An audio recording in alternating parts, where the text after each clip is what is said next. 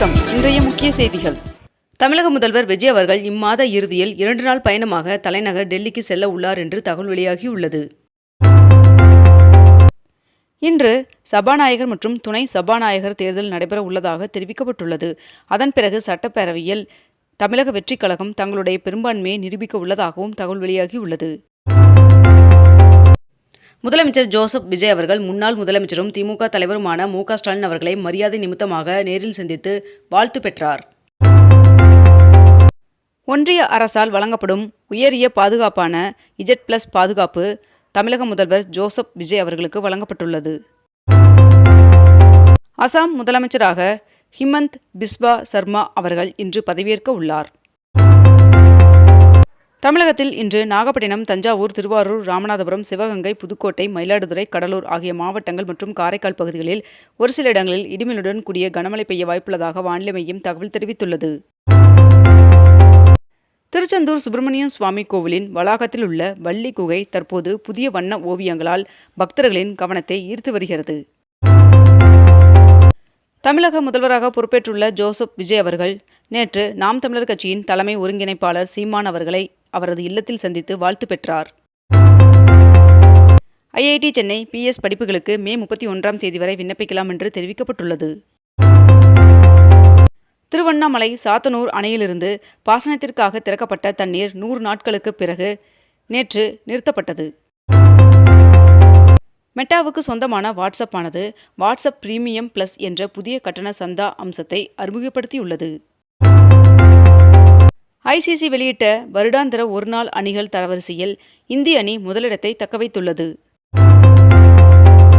திருப்பத்தூர் தொகுதியில் ஒரு வாக்கு வித்தியாசத்தில் தோல்வியடைந்த திமுக வேட்பாளர் பெரியகருப்பன் அவர்கள் தாக்கல் செய்த வழக்கில் தீர்ப்பை தேதி குறிப்பிடாமல் சென்னை உயர்நீதிமன்றம் ஒத்திவைத்தது. தமிழகத்தின் புதிய முதலமைச்சராக பொறுப்பேற்றுள்ள விஜய் அவர்களுக்கு தேமுதிக பொதுச் செயலாளர் பிரேமலதா விஜயகாந்த் அவர்கள் தனது மனமார்ந்த வாழ்த்துக்களை தெரிவித்துள்ளார். தமிழக முதல்வராக பொறுப்பேற்றுக் கொண்ட ஜோசப் விஜய் அவர்கள் இன்று மதிமுக பொதுச் செயலாளர் வைகோ அவர்களை அவரது இல்லத்தில் சந்தித்து வாழ்த்து பெற்றார். முதலமைச்சர் விஜய் அவர்கள் அன்புமணி ராமதாஸ் அவர்களை அவரது இல்லத்தில் சென்று சந்தித்து வாழ்த்து பெற்றார். முதலமைச்சராக பொறுப்பேற்ற ஜோசப் விஜய் அவர்கள் இன்று VCK தலைவர் திருமாவளவன் அவர்களை சந்திக்க உள்ளதாக தகவல் வெளியாகியுள்ளது. தமிழ்நாடு சட்டப்பேரவையில் புதிதாக தேர்ந்தெடுக்கப்பட்ட MLAக்கள் பதவியேற்றுக் கொண்டனர். தமிழக சட்டமன்றத்தில் எதிர்க்கட்சி தலைவராக உதயநிதி ஸ்டாலின் அவர்கள் உறுதிமொழி ஏற்றுக்கொண்டார். தவேக அரசில் நேற்று அமைச்சராக பொறுப்பேற்றுக் கொண்ட கீர்த்தனா அவர்கள் MLAவாக தேர்வான சான்றிதழை எடுத்து வராததால் சட்டப்பேரவையில் உறுப்பினராக பதவியேற்கவில்லை. முதல்வர் விஜய் அவர்கள் முதல் நாளில் சட்டம் ஒழுங்கு விவகாரம் குறித்து அதிகாரிகளுடன் ஆலோசனை நடத்தினார். 22 கேரட் ஆபண தங்கத்தின் விலை சவரனுக்கு 400 ரூபாய் குறைந்து ஒரு சவரன் 1,12,800 ரூபாயாகவும் 1 கிராம் 14,100 ரூபாய்க்கும் விற்பனை செய்யப்பட்டு வருகிறது. இதனைத் தொடர்ந்து 1 கிராம் வெள்ளியின் விலை கிராமிற்கு 5 ரூபாய் அதிகரித்து 1 கிராம் வெள்ளி 285 ரூபாய்க்கு விற்பனை செய்யப்பட்டு வருகிறது.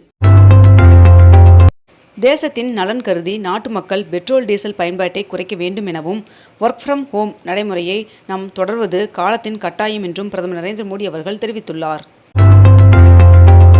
வீட்டு மின் இணைப்பில் 500 யூனிட்டுகளுக்கு உள்ளே பயன்படுத்துவோருக்கு 200 யூனிட்டுகள் இலவசமாகவும் 500க்கும் மேற்பட்ட யூனிட்டுகள் பயன்படுத்துவோருக்கு 100 யூனிட்டுகள் இலவசமாகவும் கணக்கிடப்படும் என்று அரசாணை வெளியிடப்பட்டுள்ளது. மேலும் 200 யூனிட் மின்சார மானிய திட்டத்திற்கு ஆண்டிற்கு 1,730 கோடி ரூபாய் கூடுதல் செலவு என தெரிவிக்கப்பட்டுள்ளது. முதல்வராக தவேக தலைவர் விஜய் அவர்கள் பதவியேற்ற நிலையில் அவரது முதன்மை செயலாளராக செந்தில்குமார் அவர்களையும் தனி செயலாளராக லட்சுமி பிரியா அவர்களையும் தமிழக அரசு நியமித்துள்ளது. தமிழக ஆளுநரின் உத்தரவின்படி முதலமைச்சராக பதவியேற்றுள்ள விஜய் அவர்கள் வருகின்ற 13ஆம் தேதிக்குள் சட்டமன்றத்தின் தனது பெரும்பான்மையை நிரூபிக்க வேண்டும் என்ற கட்டாயம் எழுந்துள்ளது. முதல்வராக பதவியேற்ற பின் உரையாற்றிய விஜய் அவர்கள் எதுவாக இருந்தாலும் வெளிப்படையாக ஒளிவு மறைவு இல்லாமல் செய்வேன் என்றும் எனக்கு கொஞ்சம் அவகாசம் கொடுங்கள் என்றும் நான் கூறியதை படிப்படியாக நிறைவேற்றுவேன் என்றும் கூறினார். நேற்று பெரியார் திடலில் அமைந்துள்ள தந்தை பெரியார் அவர்களின் நினைவிடத்தில் முதலமைச்சர் விஜய் அவர்கள் மலர் தூவி மரியாதை செலுத்தினார். அதனைத் தொடர்ந்து திராவிட கழக தலைவர் வீரமணி அவர்களை சந்தித்து பொன்னாடை அணிவித்து மலர்கொத்து வழங்கி வாழ்த்து பெற்றார். நேற்று நடைபெற்ற முதலமைச்சர் விஜய் அவர்களின் பதவியேற்பு விழாவில் திமுக முன்னாள் மத்திய அமைச்சர் மு.க. அழகிரி அவர்களின் மகள் கயல்விழி அவர்கள் கலந்து கொண்டது அரசியல் வட்டாரத்தில் பெரும் கவனத்தை ஈர்த்துள்ளது. 2026ஆம் ஆண்டு தமிழக சட்டமன்ற தேர்தலில் பெரம்பூர் மற்றும் திருச்சி கிழக்கு ஆகிய 2 தொகுதிகளில் போட்டியிட்டு வெற்றி பெற்ற தமிழக முதல்வர் விஜய் அவர்கள் தற்பொழுது தனது திருச்சி கிழக்கு தொகுதி சட்டமன்ற உறுப்பினர் பதவியை ராஜினாமா செய்துள்ளார்.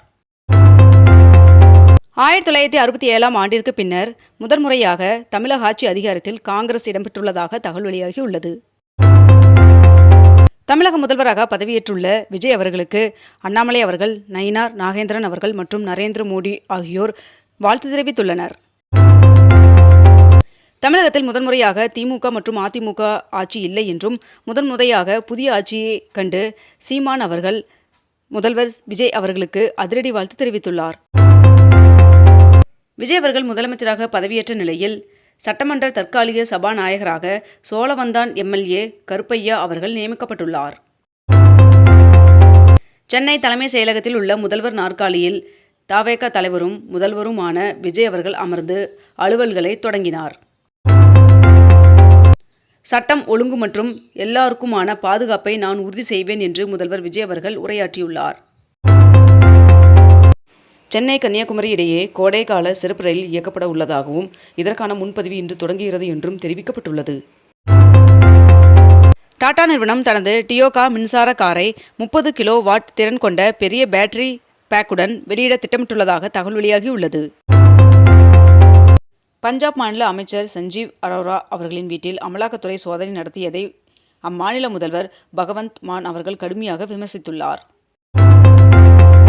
IFS தேர்வு முடிவுகள் வெளியிடப்பட்டுள்ளது. இந்திய அளவில் 148 பேர் தேர்ச்சி பெற்றுள்ளனர். தமிழகத்தில் மட்டும் 17 பேர் வெற்றி பெற்று சாதனை படைத்துள்ளனர்.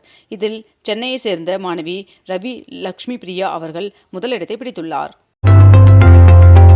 தமிழகத்தில் சென்னை உட்பட பல்வேறு மாவட்டங்களில் ஒரு வாரத்திற்கு கனமழை பெய்ய வாய்ப்புள்ளதாக வானிலை மையம் தகவல் தெரிவித்துள்ளது. தமிழகத்தில் ஆட்சி அமைக்கும் புதிய அரசிற்கு மீண்டும் வாழ்த்து தெரிவித்தார் திமுக தலைவர் மு.க. ஸ்டாலின் அவர்கள். தவேக தலைவர் விஜய் அவர்களின் ஆட்சிக்கு ஆதரவு தெரிவித்தாலும் திமுக கூட்டணியில் நீடிப்போம் என்று விசிக அறிவித்துள்ளது. இளங்கலை படிப்பிற்கான கியூட் நுழைவுத் தேர்வில் தேர்வர்கள் பின்பற்ற வேண்டிய உடை விதிகள் தேசிய தேர்வு முகமை வெளியிட்டுள்ளது. மதுரை ரயில்வே கோட்டத்தில் 2025-26ஆம் நிதியாண்டில் மொத்த வருமானம் 1408 கோடியாக உயர்ந்திருப்பதாக தெற்கு ரயில்வே அறிவித்துள்ளது. இத்துடன் இன்றைய தலைப்புச் செய்திகள் நிறைவடைகின்றன. மேலும் இதுபோன்ற அண்மை தகவல்களை உடனுக்குடன் தெரிந்து கொள்ள அக்னிபூ சேனலை சப்ஸ்கிரைப் செய்து கொண்டு தொடர்ந்து இணைந்திருங்கள். நன்றி, வணக்கம்.